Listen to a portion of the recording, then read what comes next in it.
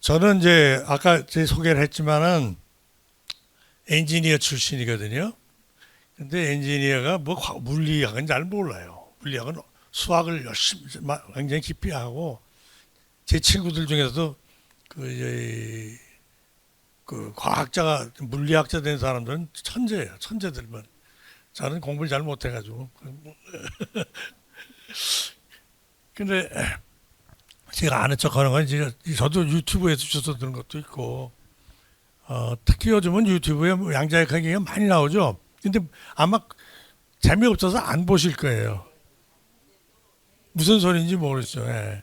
아까 슈레딩거의 고양이 얘기하다가 이제 중간에 멈췄는데 슈레딩거의 고양이라는 게 뭐냐? 슈레딩기라는 사람이 물리학자의 양자역학을 주창한 그 사람 말고도 많은 과학자가 있는데 그 사람이 제일 유명한 과학자인데 그 사람이 뭐라고 하냐면 고양이가 한 마리 이제 상자 속에 들어있다는 거예요. 근데 거기 그 고양이가 어떻게 그 상자가 어떻게 장치가 되어 있냐면 열면 독이 퍼져 나와 가지고 그걸 열면 고양이는 죽을 거라는 거죠. 그게. 그러나 지금 현재 살아있는지 죽었는지 모른다는 거예요. 열어봐야 아는데 열어보면 죽으니까. 그럼 그 상태를 뭐라 그러느냐. 그것이 양자역학에서 말하는 상태다 이거예요. 관찰자가 개입하게 된다 이거예요. 그래서 실체를 알 수가 없다.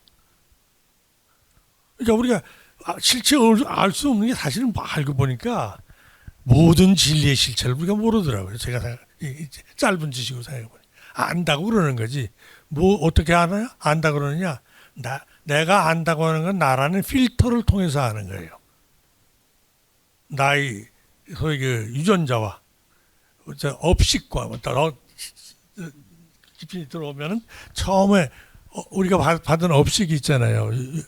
그 다음에 유전자가 있잖아요. 내가 부모에게서 태어났으니까 부모를 찾아갔을 거 아닙니까? 업식을 가지고. 부모한테 태어났고.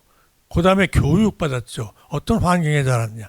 그 전부 우리 필터를, 우리의 시각을 장애하는 요소로, 장애라기보다 어떤, 이게, 바로 보지 못하게 하는 요소로 작용하고 있다. 그죠. 이게 바로 그 양자역학에서 얘기하는 거예요. 우리가 실제로 뭐가 어떻게 되는지 모른다는 겁니다. 관찰자 개입하기 때문에. 근데 이게 객체를 이렇게 따른 다른 물리학자가 나를 띄워놓고 생각하니까. 근데 그럼 내가 떨어질 수 있냐? 내가 떨어지고 내가 없는데 그럼 무슨 뭐가 다른 존재가 있을 수 있냐? 이런 존재론적으로 또 얘기가 들어간단 말이죠. 그래서 우리가 그걸 나를 제외하고 파악할 수 있는 길이 없기 때문에 내가 관계하는 거예요. 그럼 이 관계를 어떻게 만들 것이냐 하는 거에 대해서 사실 부처님이 말씀을 하셨다고 생각합니다. 제 짧은 지식으로는 이 관계를 어떻게 만들어 갈 거냐.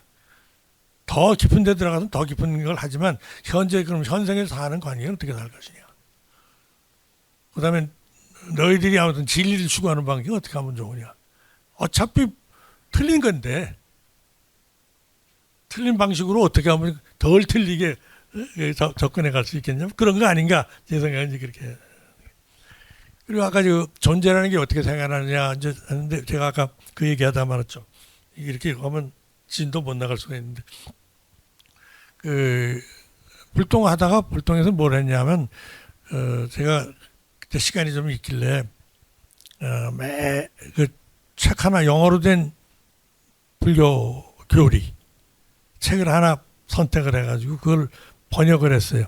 번역을 하는 게 아니라 그냥 인터넷에 올리면서 번역을 해주면 사람들이 번역만 읽으니까 그 단어 찾아주고 단어 안 찾아주고 단어 찾아주고 그다음에 그 말하건 대각 이렇게 대강을 알려주고 이런 거 한번 음미해 보라고 뭐 그런 식으로 그렇게 해서 그걸 한 몇 번 아무나 책 한 권을 다 했으니까 꽤 오래 했죠.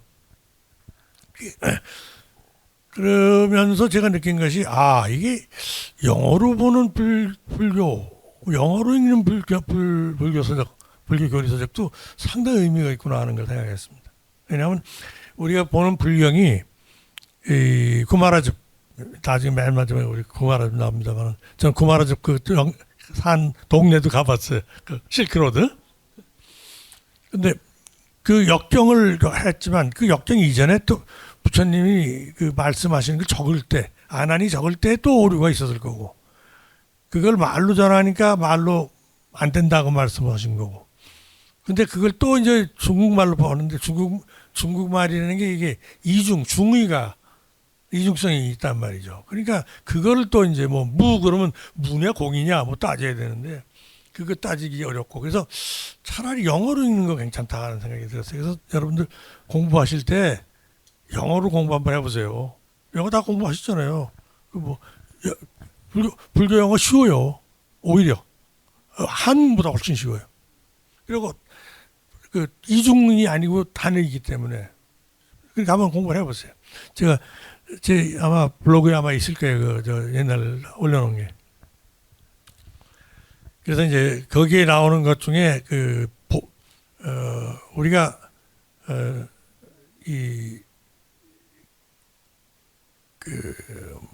뭐죠 이제 볼리션이라는 단어가 있는데, 볼리션이 착이라고도 그러고 뭐 이제 여러 얘기를 하는데, 그 번역이 볼리션이 그게 존재를 만드는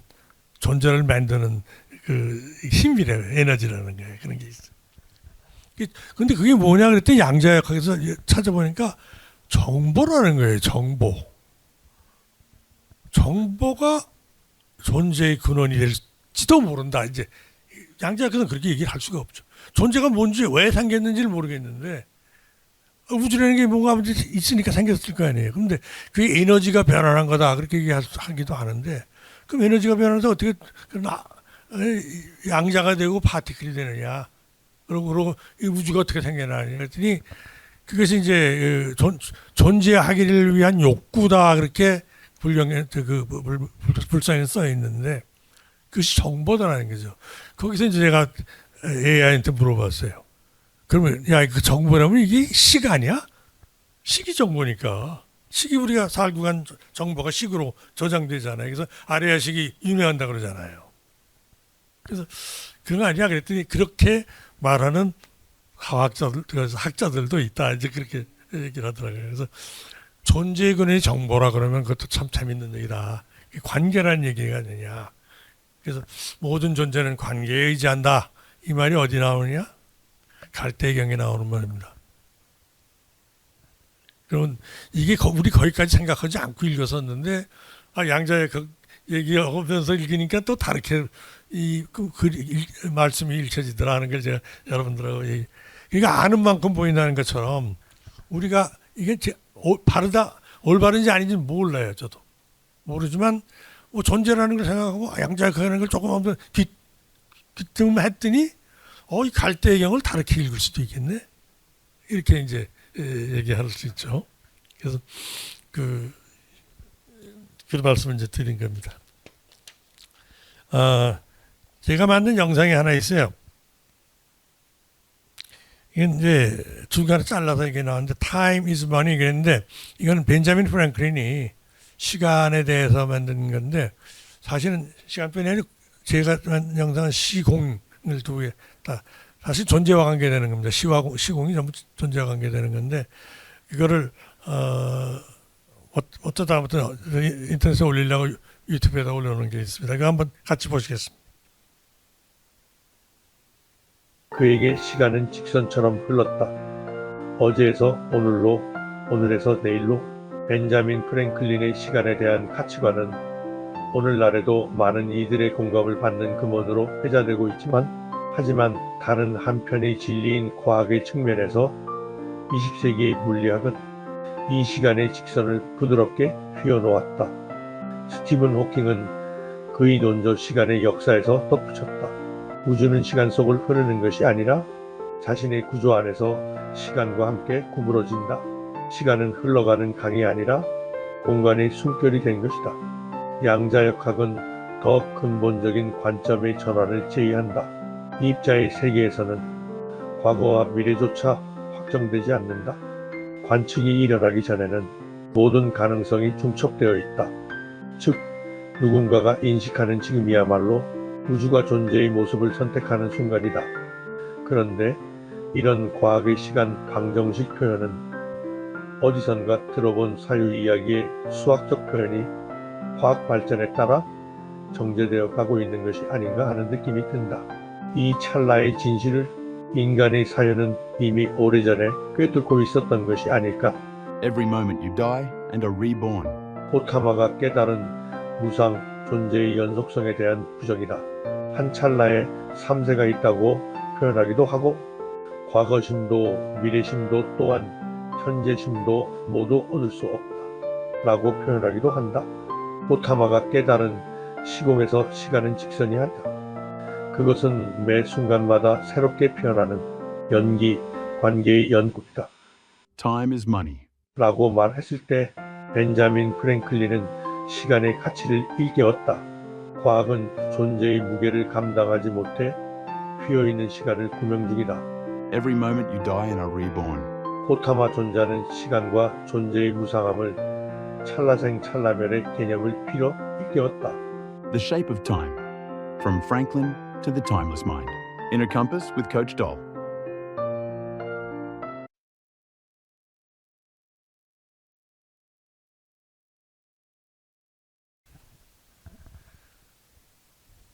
뭐 무슨 소리인지 잘 모르겠죠. 저도 그 써놓고 잘 무슨 소리인지 모르겠어요. 시공이 결국 존재를 의미하는 건데 그 시공이 뭔지 모르겠다는 얘기를 하는 겁니다. 지금 확정되지 않는다는 얘기고, 그러니 그게 확정이 안 되니까 우리가 전부 어떻게 보면 뭔지 모르게 돼버리는 세상을 살고 있는 거예요.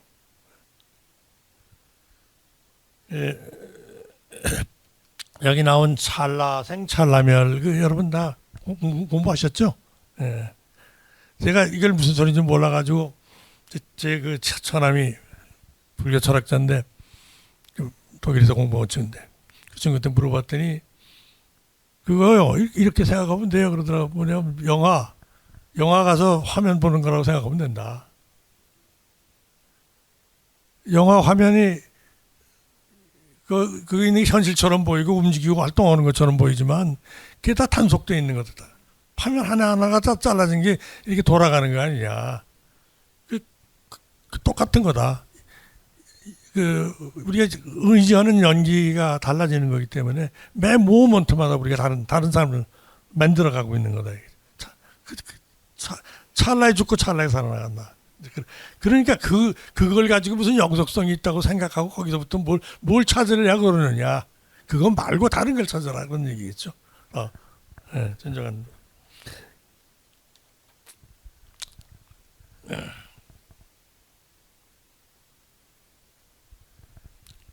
싱귤라리티라는 말도 들어보셨나요? 혹시 과학이라 너무 재미없는 얘기 될까봐 걱정인데 괜찮죠? 괜찮습니까? 이게 이제 블랙홀 얘기 아까 하시던데 블랙홀 얘기가 나오죠. 싱귤라리티라는 말이 특이점이라고 그러고 무슨 한계점 보더라인 뭐 시간의 한계점이라는 말도 나오고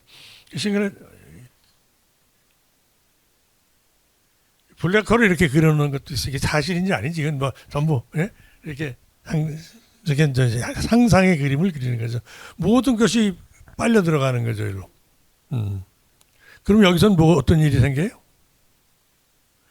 여기서는 모든 물리적 법칙, 그러니까 과학에서 얘기할 때 물리 법칙이 적용되지 않는데요. 여기 들어가면 그 보더라인 넘어가 버리면 그래서 블랙홀로 다 빨려 들어간다는 거예요. 그럼 거기는 중력도 없고 무슨 관성의 법칙도 없고 물리적인 법칙. 그 사람들은 과학 법칙밖에 모르니까 과학 법칙이 다 적용 안 된다는 거예요. 그럼 거기 뭐야 모르는 거예요. 그렇게 열심히 돈 많이 들여가지고 공부해놓고 기계 만들어서 해놓고는 모른다는 거예요. 결국 모른다는 거예요.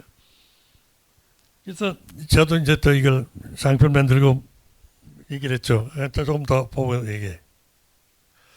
근데 이거를 이제 비슷한 얘기 어디 나오는가 하고 찾아봤더니 저는 신신명 전공이니까 신심성에 나오는 얘기를 이제 가지고 가겠습니다. 일종, 일심, 일여 이런 것들이 전부 일자잖아요. 싱글레리티 아니잖아요. 싱글레리티. 근데 이거고 통하는 거 아닌가 이제 그랬더니 거기 이 싱귤러리티 얘기에 결국은 보니까 국영이요 궁극이니 괴측을 두지 않는다. 법칙이 안 통한다는 거죠. 마음이 평등하게 개합하여 모든 것이 모두 쉬리라. 신심에서 제가 상당히 좋아하는 구절입니다. 예. 계측이 다 사라지고 없다는 거예요. 이제는 여기 가면은. 그래서 이걸 이제 과학이 발견한 싱귤러리티 특이점에 제가 비교를 해서 얘기를 했습니다. 아까 말씀드린 건 똑같이 이것이 이제 과학과 불교에서 얘기하는 언어와 과학이 수학으로 오는 언어가 이렇게 일치하는 부분이 있구나. 그것이 그러면 어떤 통찰에서 나온 건지 아니면 요즘의 과학이 아까 말씀드린 것처럼 이제 드디어 그걸 찾아가고 있는 건지 이걸 표현할 수 있는 그런 수학적 언어를 개발해가고 있는 건지 그런 생각이 저는 들었었습니다. 이제 얼뜨기 과학자한테는요. 그래서 이것도 제가 AI한테 물어봤더니 AI가 이래요. 이 장표를 보여주고 너 코멘트해라. 그랬더니 뭐라더라. 과학은 특이점에 이르러 물리 법칙의 소멸을 말하고 선은 분별의 소멸을 말한다. 이렇게 얘기하네. 선은 분별의 소멸을 얘기하는데 아무튼 굉장히 똑똑하죠. AI가 제가 이제 같이 AI하고 불교 그 작업을 좀 했단 말이죠. 불교 그랬더니 굉장히 이 친구가 훈련이 됐어. 그리고 제가 물어봤어요. 불경을 다 8만 그 불경을 전부 학습한 AI가 있다 그러던데 그게 부다 AI인데 말하자면 너는 어떻게 생각하냐 그랬더니 글쎄 그건 할 수 있는 일이래. 학습할 수는 있는 일인데 부처님 말씀은 안 할 거라 이죠. 부처님 같은 존재라고 생각하지 말라는 거죠. 이 인간 AI는 그런 사유를 할 수 없다는 거예요. 배울 수는 있대. 그래서 비슷한 말을 할 거다. 그래서 내가 네가 그애보다 훨씬 똑똑하다 그랬어요. 제가. 예. 그래서 이제 이 과학 얘기를 여기까지 이제 했는데 과학 얘기를 더 할 게 뭐 있나요? 뭐 이제 그러니까 우리가 뭐부터 봤죠? 그러니까 우주를 보기 위한 과학적 도구들을 통해서 봤고, 그다음에 소립자를 보기 위한 관계를 봤고, 그다음에 그걸 봤지만 이게 확정되지 않는다는 얘기까지 봤다고요. 그러면 그럼 과학이 한 게 뭐냐? 생각해보세요. 저도 대답을 모르겠어요. 과학이 한 일은 모른다는 얘기하기 위해서 여기까지 온 거 아니냐. 예. 모른다예요. 뭐. 그래서 돈노가 나온 것 같습니다. 그죠? 우리 누구죠? 돈노 스님. 방바닥 치고 돈노 헌신스님이 있어서. 나 갑자기 이름이 예, 돌아가셨죠. 네? 예. 숭산스님. 돈노 방바닥 치고 돈 넣으신 분은 아니에요. 미국 가서 포기하시면서 그래가지고 하버드 그 선생님도 오시고 그 책기 지자도 생기고 요즘 저기 어디예요? 홍대 앞에 뭐 누가 주란 스님이 하는 예, 그것도 재밌더라고요. 예, 근데 어떤지는 모르겠습니다. 제가 하시는 일을 저도 생각이 재미있잖아요. 우리 이제 여러분들 시부도 보셨죠? 시부도 공부하셨죠? 시부도. 시무도라고도 그러고 시부도라고 그러는. 예. 마지막에 뭐예요? 마지막에 돌아오는 거 아니면 회양하는 거 아닙니까? 그죠? 그러면 거기까지 가셨는지 안 가셨는지 모르지만 그 스님이 준한 스님이 어쨌든 회양하는 저작거리로 돌아오는 거 아닙니까? 예. 그래서 과학과 불교를 지금까지 본 걸 가지고 이제 우리가 좀 보면은 과학이라는 건 관찰, 과학이란 항상 시작이 관찰이에요. 그러니까 관찰이란 게 눈으로 보든 기계로 보든 뭐 적외선으로 보든 우리 가시광선으로 보든 다 보는 거라. 봐야 뭐 아무튼 그걸 증명할 수가 있고 하는 그런 뜻이죠. 그래서 목표를 찾아가는 추구인데 이게 끝이 없는 거잖아요. 지금 보니까 10에 4승을 40승을 오고 가는데도 어디가 어딘지 모른다는 거잖아요. 그러니까 지금 그 희극 설입자도 있고 무슨 나중에 입자석에 들어가면 아직도 그냥 거기가 끓는 죽겠더라고요. 보니까 원자를 들여다봤는데 원자가 아무것도 뭔지 모르겠대요. 심머링 한다고 그러는데 영어로는 그냥 그게 파동인지 입자인지 에너지인지 그래서 뭐 끈 세어리도 나오고 스트링 세어리. 그래서 저는 아까 본 그 스티븐 호킹을 한번 만나봤는데 스티븐 호킹 한국에 왔었어요. 호킹 박사가. 그래서 서울대학교에서 강연하고 그다음에 제주도 가서 세미나 하는데 그 두 개 다 쫓아다녔어요 제가. 뭐 뜻은 모르지만 아무튼 너무 시원해서 그 양반이 시원하고 근데 그렇게 깊은 수학자, 깊은 과학자가 되면은 철학으로 가더라고요. 이게. 그 사람들이 사상이. 그래서 결국 하는 말이 아까 아인슈타인이 한 말처럼 그렇게 알듯 모를 듯한 얘기로 하더라고요. 과학이 한계가 거기서 나타난다고 보지 않나. 근데 불교는 여러분 뭐 제가 이런 말 할 자격이 없는데 불교를 어떻게 한마디로 하겠습니까? 하면 그 사유를 통해서 관계의 궁극을 끊임없이 추구하는 거다. 진리 도달해서도 다시 도달해서 회양해서 보살행하고 그런 과정 또는 그런 모습 뭐 그렇게 그 인간의 모습이 아니더라도 어떤 모습이 그런 추구하는 그런 것이 아니냐 그렇게 할 수 있겠네요.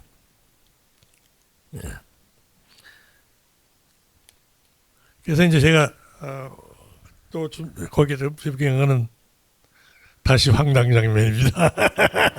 이제 아까 황당장면 보신 것하고 지금 이 황당장면 보신 것하고 어떻습니까? 이게 지금 영상은 안 했어요. 어떤 장면이죠? 지금 눌렀는데 옆에 차에 불이 켜진 거예요.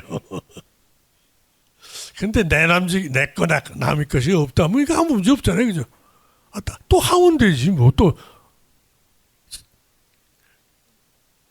또 요거 그 옆에 사람한테 좋은 일 했네. 그러고 또 닦으면 되죠, 뭐 그럼.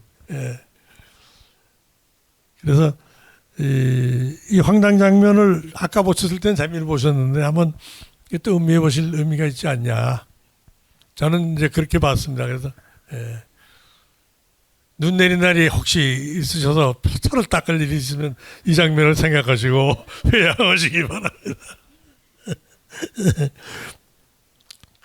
제가 이제 여기까지 과학이고요. 다시 뒤는 이제 코칭 얘기를 하려고 했는데 이게 시간 단위로 끊어지기 때문에 조금 더 이제 그 얘기를 더 하다가 이제 코칭으로 넘어가려고 합니다. 여러분 코칭이 뭔지 아세요? 들어보신 적 있어요? 코칭. 축구 코치, 뭐 야구 코치 이런 건 들어보셨죠? 근데 저는 직장 생활을 이제 SK에서 하고 뭐 다른 회사 가서 사장님으로 좀 해주고 그러고 나서는 이제 백수가 된 거예요. 백수가 됐으니까 뭘 해야 될 거 아닙니까? 그래도 아직 그때 제가 뭐 60도 채 안 됐으니까 빨리 끝냈어요. 떨려놨어요. 그래서 이제 딴 회사 갔다 오니까 그때가 2000년이니까 뭐 그때 이제 60이 좀 지났죠. 애들 시집장가 보내고 이제 했는데 그래서 그러면 뭘 하고 살아야지? 이제 그래서 뭐 저희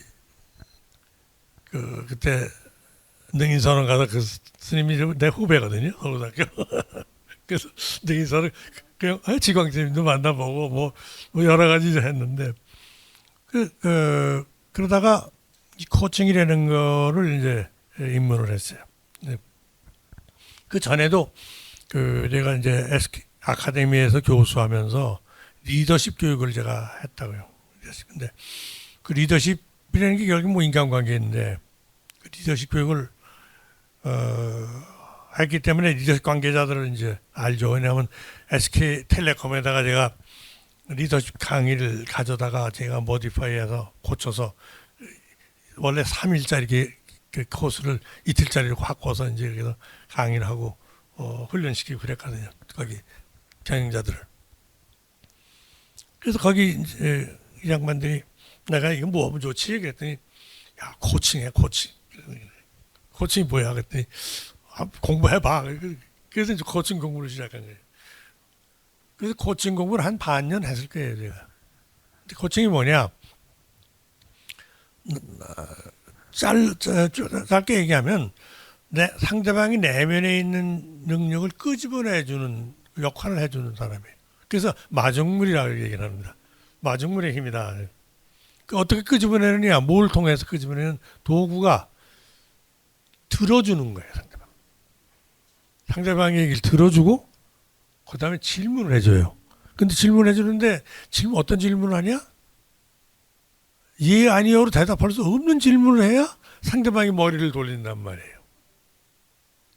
그래서 두 가지입니다. 사실은 크게는 코칭이 하는 일은 들어주고 상대방의 얘기 들어주고 넌 어떻게 생각하지? 그렇게 질문하고 그러면 어떡할 건데?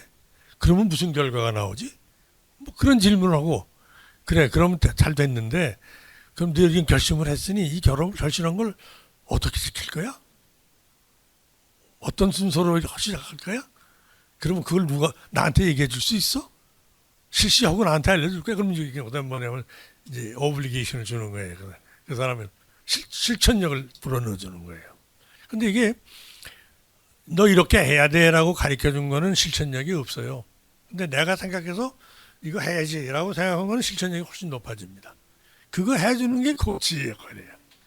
그래서 경영자 코치도 있고 그 라이프 코칭도 있고 젊은 사람들 청소년 코칭도 있고 여러 가지가 있을 수 있어요. 노인도 코칭이 있어요.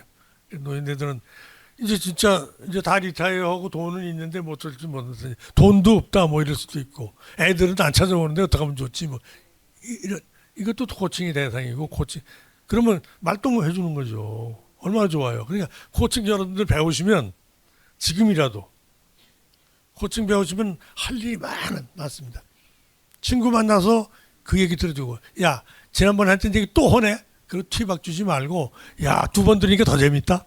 이렇게 얘기해 주면 야 그거 100번 들어도 재밌겠다. 너 그거 아직 꼽혔구나? 야 너 그거 가치를 느끼고 있구나 라고 얘기해 주면 그 사람은 어떻게 생각할까요? 자기 고맙게 생각하고 행복하죠. 그런 친구가 있던 게 얼마나 행복해요. 퇴박 주는 친구가 있는 게 아니고. 그러니까 그게 코치 역할입니다. 그래서 여러분들한테 내가 이따가 코칭에 대한 얘기를 조금 이제 할 거고요. 그럼 지금까지 한 불교와 코칭, 과학 이런 얘기는 뭐와 관계되냐? 사실 이게 다 제 생각에는 부처님이 위대한 코치라고 말씀드린 건 다 뭔 얘기냐면 불법이 과학과도 통한다. 그러니 걱정 마시고 코칭 공부하시라 그런 얘기입니다. 불법이 실제로 위대한 코치는 누구냐? 부처님이에요. 부처님 어떻게 했어요? 상대방의 근기에 맞도록 했죠. 그 다음에 어떻게 했어요? 이따가 제 항표에 나옵니다만은 그 차제설법을 줬어. 근기에 맞도록 했어요. 그 다음에 병에 맞도록 약을 줬다. 응병의 약이. 이게 바로 코치들이 하는 짓이에요. 상대방을 모르고 아무렇게나 하면 안 돼요. 그러니까 상대방의 수준에 맞도록 또는 상대방이 지금 어디 있는지를 파악하고 듣기도 그렇게 들립니다. 상대방을 모르고 내가 아무리 잘 들은다고 해도 그 사람의 마음을 못 들어요. 왜냐하면 그 사람의 마음을 가리고 있기 때문에 그래. 그리고 나는 내 필터가 있어. 그래서 그거를 어떻게 하면 다 제거는 안 되지만 가급적 제거하고 듣고 이야기할 수 있느냐. 이제 그런 얘기를 하게 될 겁니다. 그래서 이 양반이 그 리더십의 대가예요. 그래서 이 양반이 진 책이 뭐냐면 성공하는 사람들의 7가지 습관이라는 책입니다. 혹시 들어보신 적 있습니까? 보신 적도 있어요? 누구? 보살님 공부하셨어요? 안 하셨어요. 예. 이 전 세계적으로 5천만 부 이상이 팔렸다는 책이에요. 근데 이분이 한국에도 여러 번 오고 그랬는데 저도 만나봤는데 돌아가셨어요. 지금은 돌아가셨고 이 양반이 청중을 향해서 이제 하는 그 영상이 하나 있습니다. 한번 보시겠습니다. 어느 리더십 워크숍에서 스티븐 코비 박사가 청중을 향해 물었다. 여기 운전하기 바빠서 주유소 들릴 시간이 없다는 분 안 계십니까?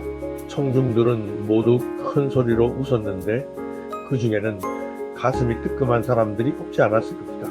비근한 예로 일에 쪼들려 식사도 제대로 못하고 자신의 건강을 돌보는 일에 소홀한 사람이 얼마나 부지기수인가? 몸이 건강만 건강인가?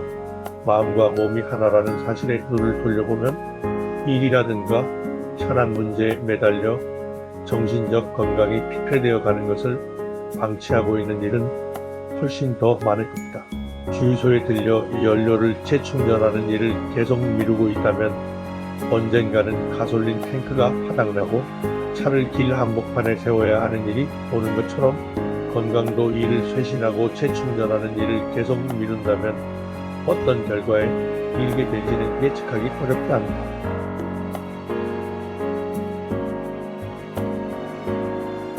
건강이라고 한마디로 표현하였지만 코비 박사는 자기 리더십의 명제로서 4가지 측면의 건강을 염두에 두고 일을 쇄신하라고 말한다. 신체적, 정신적, 영적 건강의 쇄신, 그리고 관계의 쇄신, 이렇게 4가지이다. 첫 번째는 정기적인 운동을 하는 것이다. 자신의 체력 조건에 맞추어 하루에 얼마만큼이 되든 적당량의 운동을 빠짐없이 하는 것이 그것인데, 아다시피 빠짐없이라는 것이 지도성을 시험하는 큰 도전이 된다. 코로나19를 빌미로 자발적 폐관을 선택하였던 이글 쓸 때의 내 경우는 매일 호흡과 알아차림, 위주의 좌선을 1시간, 서늘한 저녁 시간을 기다려 아내와 함께 아파트 경내 걷기 1시간을 소화하고 있었다. 신체적 쇄신을 이루는 두 번째 노력은 영양소의 투입인데, 일반인의 경우 나이 40세가 넘어서면 체내에서 생성되지 않는 효소가 많다 하며 이 중 필수적인 효소, 미네랄 등은 외부에서 확보하여 투입해 주어야 한다는 것이다. 정신적 쇄신의 문제는 조금 더 복잡하다. 가솔린 탱크에 남은 연료의 양을 눈금으로 표시해주는 계기가 없기 때문이다. 이 탱크의 충전은 주로 독서와 글쓰기를 통하여 이루어진다. 이 주일에 몇 권의 책을 읽을 것인지 우선 정량적 목표를 설정하라. 그리고 나서 평소 읽고 싶었던 책의 리스트를 만들어 시작하라는 것이 쇄신을 위한 실질적 충고이다. 달라이 라마의 충고를 따라 적어도 1년에 한 번은 이전에 전혀 가보지 않았던 곳으로 여행을 떠나는 것, 또는 눈에 띄는 대로 리더십, 코칭 세미나 등에 참여하는 것 등도 정신적 쇄신을 위한 좋은 처방인데, 이 글 쓸 당시는 여행도 금기, 모임도 금기였으니 기약도 없이 팬데믹이 가라앉을 때를 기다려야 했었다. 다행히 요즘에는 유튜브에 다양한 정보가 담겨 있어 이를 기묘하게 활용할 수 있었는데, 직거하며 새로 발견하였던 즐거움은 뉴욕 메트로폴리탄이 세계의 청중을 위해 공짜로 제공하는 오페라 공연, 비디오를 감상하는 것과 TED의 비디오 클립 중 리더십 코칭 관련 내용을 듣고 필요한 부분을 재편집하여 4분 이내짜리 축약된 강의 자료로 정리해 두는 1등이었다.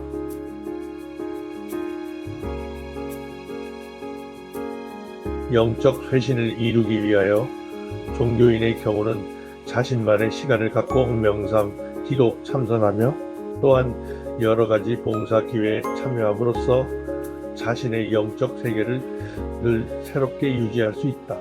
종교를 갖지 않은 사람이거나 참선 명상의 기회에 이르지 못한 사람의 경우는 자신의 사명서를 만들고 이를 새롭게 하는 일등을 영적 쇄신을 이루는 방법으로 채택할 수 있습니다. 영상 에세이 7번째 삶의 나침반 만들기를 참조하기를 추천한다. 쇄신의 마지막이자 앞의 3가지 못지않게 중요한 분야는 관계의 쇄신인데 이것은 나와 내게 소중한 타인 사이에 존재하는 신뢰의 잔고를 늘려나가는 작업.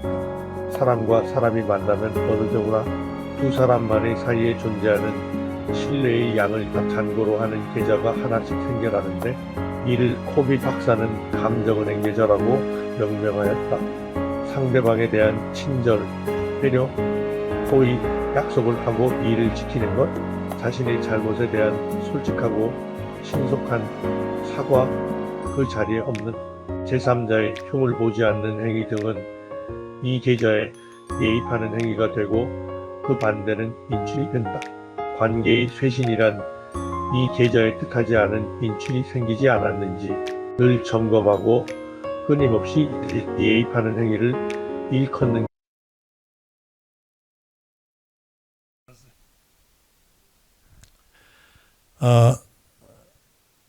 지금 이제 얘기가 리더십 쪽으로 넘어갑니다. 근데 지금 말씀드린 것처럼 사명서라는 말씀 여러분 들어보셨죠?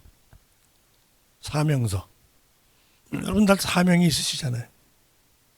불자가 되시면서 불자의 사명이라는 게 생기지 않았습니까? 예. 사명서를 써서 남기신 게 있나요? 써보셨어요? 써보신 분? 안 썼어요? 그렇죠. 네. 예. 그 이제 스케줄이죠. 어떻게 보면. 계획표인데 사명서는 조금 더 깊이 들어가서 사명서 만드는 방법이 있어요. 근데 그게 뭐부터 출발하냐면 다 관계에서 출발해요. 그래서 이제 사명서의 대상이 되는 게 일일 수도 있고 사람일 수도 있고 뭐 여러 가지 있을 수 있는데 그와 나는 어떤 관계를 만들 것이냐. 사명서를 처음 쓸 때 뭐라 그러냐면 이거는 이제 임사체험 비슷한 거기도 하지만 그게 아니고 이 경우는 80세의 생일을 생각해 보라 그래요. 내 80세 생일에 누가 오느냐? 누가 옵니까? 80세 잔치하면은 누가 올까요? 다 다르겠죠. 그죠? 애들도 올 것이고 동네 사람도 우리가 초청할 수 있고 또 난 은퇴했지만 옛날에 직장에 있던 사람도 친구 뭐 아들 손자까지 다 오겠죠. 예, 그다음에 뭐 저 교회 다니는 사람은 목사님도 초청할 수 있고 부처님 있는 사람들은 또 뭐 스님도 오실 수 있죠. 근데 그 사람들이 다 와서 이제 내 80세 생일을 축하해 주는 거예요. 그럼 나한테 무슨 말을 해줄까? 그럼 내가 좋을까? 내가 흡족하고 정말 보람 있다고 생각할까? 그 말을 한번 적어보는 겁니다. 그러니까 다 대상을 정해요. 따로따로. 다 따로따로. 우리 손자가 나로 할아버지는 저한테 이런 걸 주신 분이에요. 할아버지를 보니까 그 자애로우신 늘 저는 할아버지는 뭐 마음이 편안해요. 그러든지. 또는 아들은 뭐라고 나한테 얘기하면 좋을까? 뭐 집을 사주신 것도 고맙지만 그것보다 저는 이런 유산을 남겨주셨습니다. 라고 얘기할 때 더 내가 보람을 느끼겠다 하는 그걸 적어보내는 거예요. 며느리는 뭐라고 얘기를 할까? 나는 시금치도 싫어요. 이렇게 얘기를 하잖아. 숫자 들어가면 싫어요. 이러지는 않을까? 그렇게 하지 말고 저는 뭘 배웠습니다. 뭘 얻었습니다. 그리고 정말 이걸 고귀하게 생각합니다. 어머님. 이런 말을 들으면 내가 만족하겠다. 그걸 한번 적어보는 거예요. 다. 또 스님은 와서 신도인 나한테 뭐라고 얘기할까? 당신 보살 이런 단 보살을 통해서 이런 걸 깨우쳤어. 당신 비록 신자였지만 나는 당신한테 배운 게 많아라든지 뭐 이런 뭐 있잖아요. 내가 원하는 말이 어떤 말이 내가 정말 보람을 느끼는 말인가. 그걸 한번 써보는 거예요. 한번 써보세요. 오늘 가셔서 배우신 대로 해야 될 거예요. 그러고 나면 그거를 뒤집어서 나는 이런 삶을 살겠다라고 쓰면은 그게 내 사명서가 되는 겁니다. 사명서가 있어야 그 다음에 뭘 할 수가 있어. 그 조금 이따 나오겠습니다만 리더십 중에 가장 중요한 게 자기 리더십이에요. 셀프 리더십. 내가 내 자신을 컨트롤 못하면서 다른 사람한테 내가 리더가 될 수 없잖아요. 그럼 나는 적어도 이런 정도의 신뢰성을 갖춰야 된다. 그래서 그 신뢰라는 게 중요합니다. 상대방에 대한 신뢰 또는 스스로 나에 대한 신뢰. 그 신뢰성을 어떻게 갖추느냐? 자기 사명서를 이루어 나가면서 할 수 있단 말이죠. 자기 사명서를 쓰는 게 중요하고, 그러면 신뢰라는 건 뭐냐? 신뢰라는 거는 아까 감정은행 계좌라는 얘기가 동영상에서 나왔는데, 누구든지 나하고 만나면은 오늘 보살님들 저하고 처음 만났었지만은 저 사람은 저거 완전히 또라이야 이렇게 생각이 드는지, 아니면 그래 뭐 한번 들어볼 만한 말을 하고 갔어, 또는 야 그 사람 괜찮더라 뭐 이렇게 하는, 이게 이제 처음 만났을 때의 신뢰 관계가 되는 거예요. 그 다음에는 이렇게 우리 관계가 없었지만 이제 앞으로 관계가 생겨나가면은 제가 하는 행동이나 제가 하는 말이나 또 그 언행 일치라든지 뭐 이런 것들을 통해서 이제 저 사람 믿을 만한 사람이다. 저 사람하고는 내가 뭐 이런 말도 할 수 있겠다. 뭐 그런 게 생기잖아요. 코치는 그게 굉장히 중요해요. 그래야 상대방이 말을 해주니까. 신뢰관계를 쌓는 게. 그걸 감정의 계좌라고 그래가지고 관리합니다. 관리. 그래서 그런 거를 이제 하기 위해서 뭘 하느냐. 늘 부처님 말로는 정진이고 여기서는 쇄신하라 그래요. 특히 관계를 쇄신하라. 건강도 해야 되겠지만 관계를 쇄신하라. 이 중요한 말이기 때문에 제가 오늘 관계라는 말을 했고, 그 관계는 아까 우리가 과학에서도 나왔던 말입니다. 가장 중요한 것이 관계다. 그래서 여기까지 이제 과학 얘기도 했고,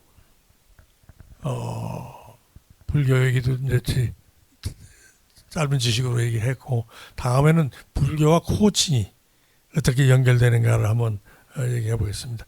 50분이니까 10분 쉬시고 다시 가겠습니다.